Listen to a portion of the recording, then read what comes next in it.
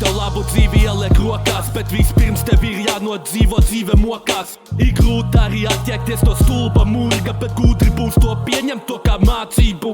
Kustos uz priekš tā kā kustonis uz puslodzi, lai atgūtu tās sajūtas, kas deva prieku uz pusstundu. Brīžiem jūtos tā kā būtu pienākusi pusmūža, bet es turpinu dzīvot tā kā mēnes puslode. Zaudējis esmu visu, jūtos pats par to vainīgs. Dēļ visiem sūdiem vismaz padarīju kādu laimīgu. Un tagad pats es esmu sapinies zirnekļa tīklos, jo neizprot cilvēkus, kas tad īsti viņiem pietrūkst.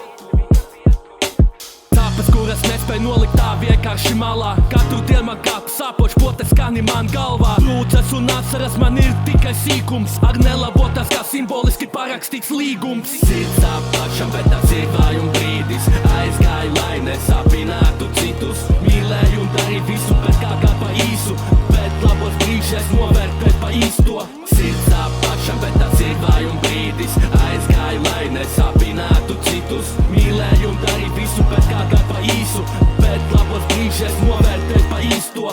Maz tādu, kas klausīsies tavu stāstu, daudz tādu, kas tikai paskries garām.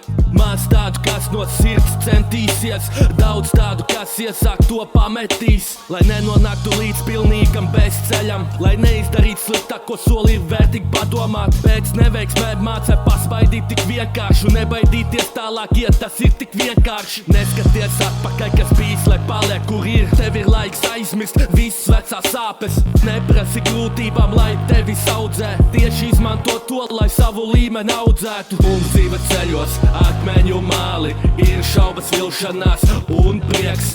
Tam visam pārvara vīksnes vāli, kā cerība, kas kādam laimi sniegs. Tāpēc uztver dzīvi kā vieglu spēli, kurā spēlējam mēs visi. Jo viens nevar uzvarēt šo spēli, tāpēc, lai uzvarētu, ir jāspēlē visiem. Sirds sāp pašam, bet tas ir vājuma brīdis. Aizgāju, lai nesāpinātu citus. Mīlēju un darīju visu, bet kā